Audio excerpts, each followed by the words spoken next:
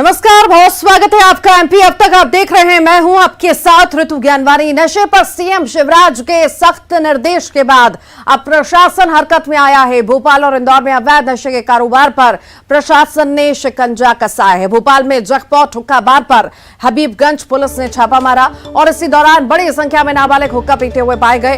तो वहीं इंदौर में आबकारी विभाग ने बड़ी कार्रवाई की है। विभाग ने एक होटल में छापा मारा। अवैध रूप से ब्रांडेड शराब परोसने की जानकारी मिलने पर कार्रवाई की गई और बड़ी मात्रा में अवैध शराब को पकड़ा गया है। इंदौर भोपाल में प्रशासन ने बड़ी कार्रवाई की है। जैकपॉट हुक्का बार पर दबिश दी गई है।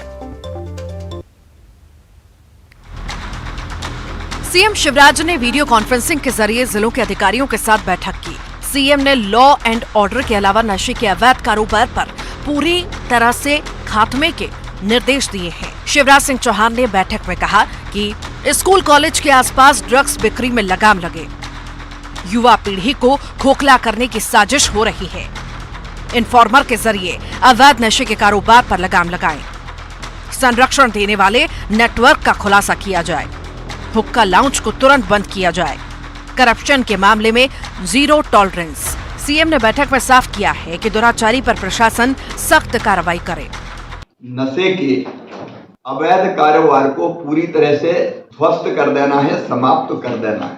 कई जगह ड्रग्स के बारे में मीडिया में भी खबरें आती, बाकी जगह से भी जानकारियां मिलती। स्कूल कॉलेज उसके आसपास कुछ जगह से इंफॉर्मेशन ये मिलती कि छोटी छोटी दुकानें, वो अलग अलग तरह की छोटी छोटी दुकानें जो दूसरा सामान बेचती है। हमारी युवा पीढ़ी को खोखला करने का षड्यंत्र है ये, और इसलिए चाहे वो ड्रग्स का हो चाहे वो अवैध शराब का हो, इनकी जड़ों पर प्रहार करना है। तत्काल कार्रवाई शुरू करनी। इंफॉर्मेशन लीजिए, आपकी भाषा में क्या कहते हैं जो खुफिया आपके लगाते हैं, इन्फॉर्मर, सक्रिय कीजिए उनको। बीट व्यवस्था ये है कि वहां से खबर दे दें कि यहाँ गड़बड़ हो रही है। ये अभिशाप पूरी तरह से समाप्त करना है। युवा पीढ़ी को बर्बाद करने का काम हो रहा है, इसको पूरी तरह से समाप्त करना है। इसके अलावा सीएम ने जनसेवा अभियान की भी समीक्षा की। सीएम ने शिवरे स्थित कुल आवेदन और आवेदनों पर हुई कार्रवाई का ब्यौरा लिया। अधिकारियों ने कुल 90.35% आवेदनों के निपटारा करने की सीएम को जानकारी दी। और ज्यादा जानकारी के लिए विकास सिंह चौहान हमारे साथ संवाददाता इंदौर से जुड़ गए हैं। जितेंद्र शर्मा भोपाल से जुड़ गए हैं। विकास, इंदौर में कार्रवाई हुई है, बड़ी कार्रवाई हुई है। लंबे वक्त से हम देख रहे हैं, ऐसी खबरें भी आती रही हैं कि अवैध शराब का धंधा चलता है, होटलों में परोसी जाती है। आज जाकर के कार्रवाई हुई है, आखिर कौन सी होटल में हुई, और उम्मीद करते हैं ऐसी कार्रवाइयां अब लगातार जारी रहेंगी।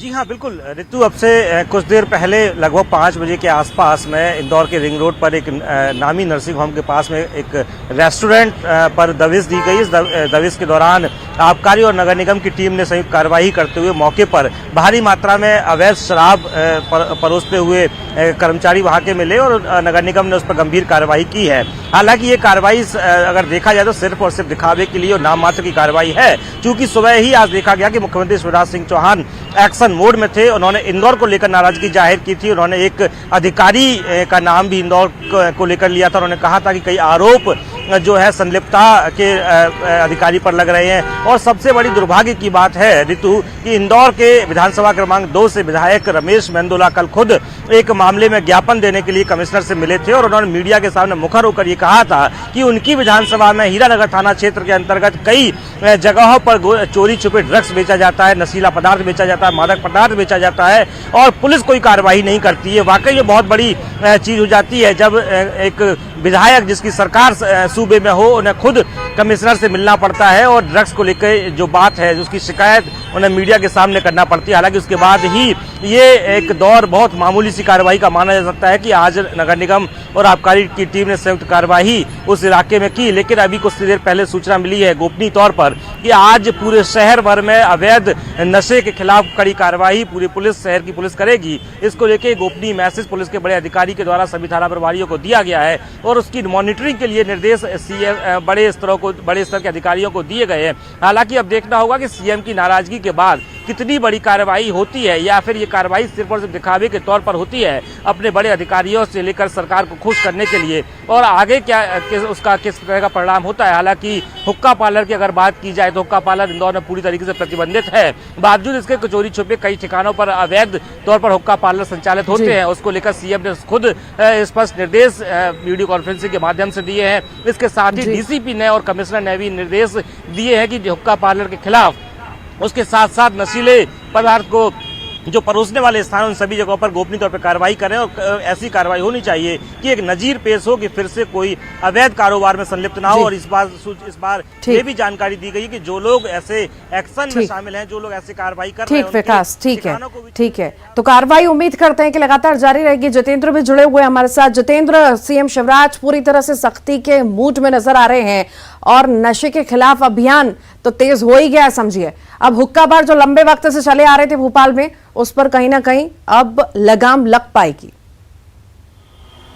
बिल्कुल, मुख्यमंत्री शिवराज सिंह चौहान जरूर एक्शन में नजर आ रहे हैं, मगर पुलिस के ऊपर सवाल या निशान खड़े हो रहे हैं, क्योंकि ये हुक्का लॉन्च आज ये कल में नहीं खुले हैं, ये लंबे समय से संचालित हो रहे हैं। कोरोना काल में भी इनमें अवैध रूप से शराब परोसी गई, हालांकि तब भी न्यूज़ 18 ने खबर दिखाई थी। अब फिर से जब मुख्यमंत्री शिवराज सिंह चौहान ने मॉर्निंग एक्शन के दौरान अधिकारियों को फटकार लगाई तो पुलिस हरकत में आई और इक्का दुक्का कार्रवाई की है। अगर भोपाल की बात करें तो हबीबगंज थाने के सामने ही ये एक जो है हुक्का बार चल रहा था, जहाँ पर कार्रवाई कर पुलिस ने इतनी की है। हालांकि देर रात और भी कुछ जगह पर छापेमार कार्रवाई की जा सकती है, मगर क्या मुख्यमंत्री शिवराज सिंह चौहान जब संज्ञान लेंगे तब पुलिस का कार्रवाई करेगी, ये पुलिस पर एक अपने आप में सवालिया निशान खड़ा हो रहा है। जी, बहुत शुक्रिया जितेंद्र आपका। विकास, आपका भी बहुत बहुत शुक्रिया जानकारी को साझा करने के लिए। आगे बढ़ेंगे, बात करेंगे बीजेपी के प्रशिक्षण वर्ग की, जहां पर शामिल होने के लिए मुख्यमंत्री शिवराज सिंह चौहान पहुंचे।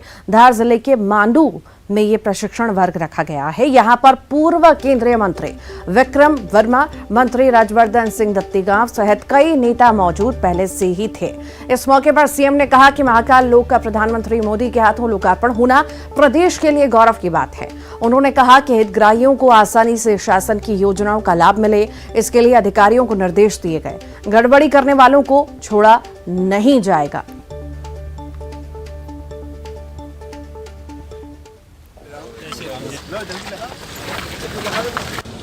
महाकाल बाबा के चरणों में लोकार्पित होने के लिए तैयार है।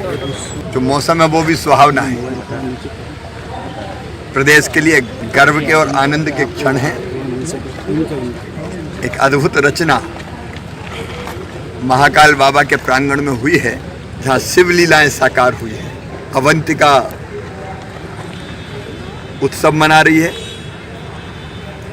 प्रदेश हर्षित है। हर मंदिर में प्रदेश भर की तैयारियां हो रही है। क्या महाकाल बाबा की कृपा बरसे और हमारे प्रधानमंत्री श्रीमान नरेंद्र मोदी जी स्वयं बाबा के लोक को, बाबा को ही समर्पित करने पधार रहे हैं। धार के मांडू में बीजेपी के प्रशिक्षण वर्ग का दूसरे दिन पार्टी के दिग्गज नेताओं ने कार्यकर्ताओं को कई टिप्स दिए।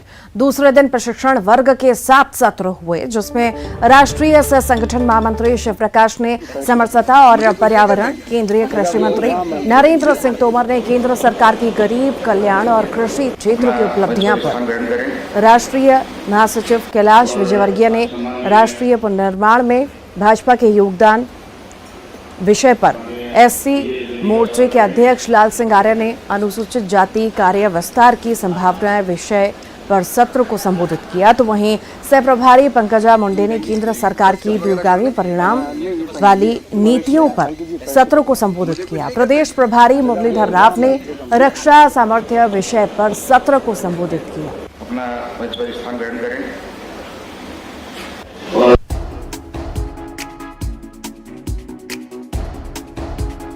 बीजेपी का मांडू में प्रशिक्षण वर्ग जारी है। 2023 विधानसभा चुनाव को लेकर इस प्रशिक्षण वर्ग को अहम माना जा रहा है। प्रदेश के अलग अलग पदाधिकारियों को बीजेपी के दिग्गज नेता मंत्र दे रहे हैं। मांडू पहुंचे केंद्रीय मंत्री नरेंद्र सिंह तोमर ने प्रशिक्षण को जनता की सेवा से जोड़ा, साथ ही कहा कि इसका फायदा चुनावों में पार्टी को मिलेगा। हाँ, स्वाभाविक रूप से व्यक्ति अगर अच्छा होता है तो चुनाव में फायदा होता ही। उधर मांडू पहुंचे कैलाश विजयवर्गीय का कार्यकर्ताओं ने जोशीले अंदाज में स्वागत किया। कैलाश विजयवर्गीय ने प्रशिक्षण वर्ग को पार्टी की सतत प्रक्रिया करार दिया। ये सामान्य प्रक्रिया भारतीय जनता पार्टी में इस प्रकार के अभ्यास वर्ग होते रहते हैं। प्रशिक्षण वर्ग भले बीजेपी संगठन की एक सतत प्रक्रिया है, लेकिन इसे संगठन को मजबूत करने के तौर पर देखा जा रहा है। जाहिर है चुनाव करीब है और इस लिहाज से भी पार्टी रणनीति बना रही है। इंडोनेशिया और मैक्सिको की तर्ज पर जल्द ही भारत में भी लिव विथ नेचर कॉन्सेप्ट को लागू किया जाएगा। इस खास संकल्पना की शुरुआत जबलपुर से हो सकती है। ये बात जबलपुर पहुंचे केंद्रीय मंत्री अर्जुन राम मेघवाल ने कही। केंद्रीय मंत्री ने G20 शिखर सम्मेलन को लेकर खजुराहो में देश विदेश से लोगों के आने की जानकारी भी दी। तो वहीं उन्होंने राजस्थान की सियासी उठापटक पर भी हमला बोला और कहा कि वहां अस्थिर सरकार है। अभी हमें 2 जगह जाने का अवसर प्रधानमंत्री जी ने दिया। इंडोनेशिया G20 का एक संस्कृति मंत्रियों का सम्मेलन था और एक मैक्सिको। ये लिव विथ नेचर एक नया कंसेप्ट आया है कि हम प्रकृति के साथ कैसे जिएं, कैसे रहें। तो जबलपुर उसमें एक उदाहरण हो सकता है। राजस्थान में जहाँ तक मैं समझ पाया हूँ, पॉलिटिकल साइंस के विद्यार्थी के नाते, कांग्रेस ने पिछले 4 सालों से अनस्टेबल गवर्नमेंट दी है और अब तो वो इतनी अस्थिर हो गई है कि पता ही नहीं है सरकार है या नहीं है। मध्य प्रदेश में पीएफआई के गिरफ्तार लीडर्स पर एनआईए का शिकंजा कसता जा रहा है। खबरों के मुताबिक जांच एजेंसी को 9 वीडियो मिले। वीडियो में हथियार कैसे चलाएं, इसकी जानकारी मिली है। देखिए रिपोर्ट।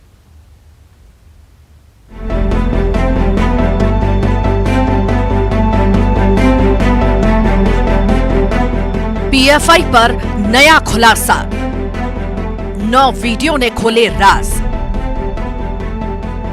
ट्रेनिंग मॉड्यूल का पर्दाफाश। टेरर फंडिंग के अलावा देश विरोधी गतिविधियों में शामिल संगठन पर एनआईए ने पिछले दिनों शिकंजा कसा। मध्य प्रदेश में जांच एजेंसी को पीएफआई के गिरफ्तार लीडर से 9 वीडियो मिले हैं। वीडियो दहशतगर्दी की ट्रेनिंग का है। खबरों के मुताबिक संगठन युवाओं को हथियार चलाने की ट्रेनिंग देने की तैयारी में था।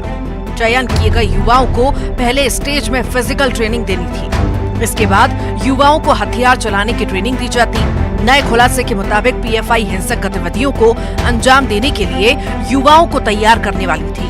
इसके लिए संगठन ने सीरिया, अफगानिस्तान से अपने तार के ट्रेनिंग को लेकर एक बड़ा खुलासा हुआ है। मध्य प्रदेश पुलिस की गिरफ्त में आए पीएफआई के सदस्यों के पास से कई वीडियो मिले हैं जो कि ट्रेनिंग की ओर इशारा कर रहे हैं। ये वीडियो की जो संख्या है करीब 9 है।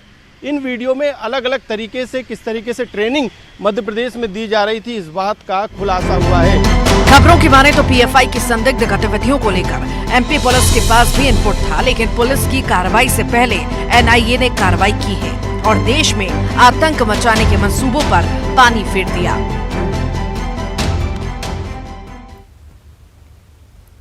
दिवाली से पहले बिजली विभाग ने पेंशनर्स को बड़ी सौगात दी है। विभाग ने 55,000 पेंशनर्स को भुगतान के आदेश जारी कर दिए। लिहाजा जल्द ही ऊर्जा विभाग के पेंशनर्स को राशि मिल जाएगी। और पिछले दिनों पेंशन की मांग को लेकर प्रदेश में पेंशनर्स ने प्रदर्शन भी किया था। पेंशनर एकता जिंदाबाद, पेंशनर एकता जिंदाबाद। हम बड़ा खेद का विषय था कि 7 दिन बीत जाने के बाद भी प्रदेश के विद्युत पेंशनर्स को पेंशन नहीं दिया गया था तथा जिसके कारण पूरे प्रदेश के विद्युत कर्मियों एवं पेंशनर्स में काफ़ी आक्रोश था। इसके परिणाम स्वरूप अभियंता संघ ने बार बार प्रदेश सरकार तथा प्रबंधन को आगाह करता रहा कि प्रदेश की जो वित्तीय स्थिति का की जिम्मेदार है वह सिर्फ सब्सिडी का न मिलना था।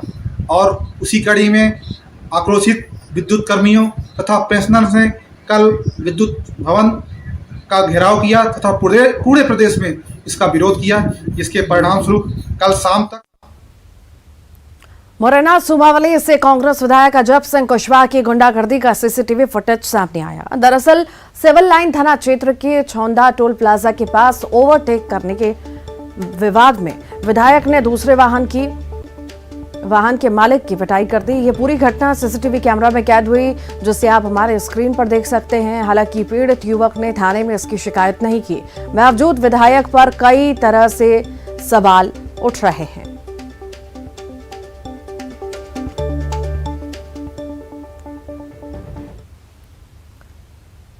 जबलपुर में चाकूबाजी की घटना में सनसनीखेज खुलासा हुआ है। पुलिस के मुताबिक 3 अक्टूबर को नसीम अंसारी पर कांग्रेस पार्षद और MIC सदस्य गुलाम हुसैन ने हमला करवाया था। पुलिस ने कांग्रेस पार्षद समेत 6 आरोपियों पर मामला दर्ज किया, वहीं 5 को गिरफ्तार भी किया। पुलिस के मुताबिक नसीम अंसारी ने EOW में भ्रष्टाचार को लेकर शिकायत की और इस बात को लेकर नसीम पर चाकू से हमला किया गया था।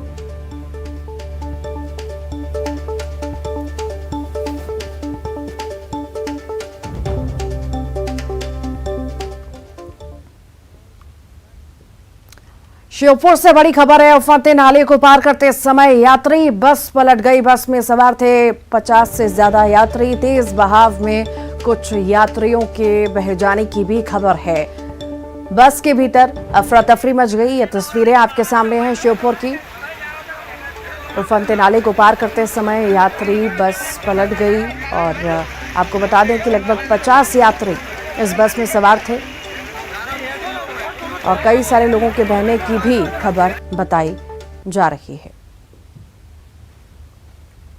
ये 2 अलग अलग तस्वीरें आपको दिखा रहे हैं। श्योपुर की ये तस्वीरें हैं।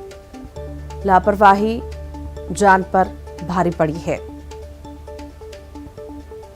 ड्राइवर की लापरवाही लोगों की जान पर आन पड़ी। श्योपुर में भारी बारिश से पार्वती नदी पर बने पुल पर 2.5 फीट तक पानी बह रहा है। लोग जान जोखिम में डालकर पुल पार भी कर रहे हैं।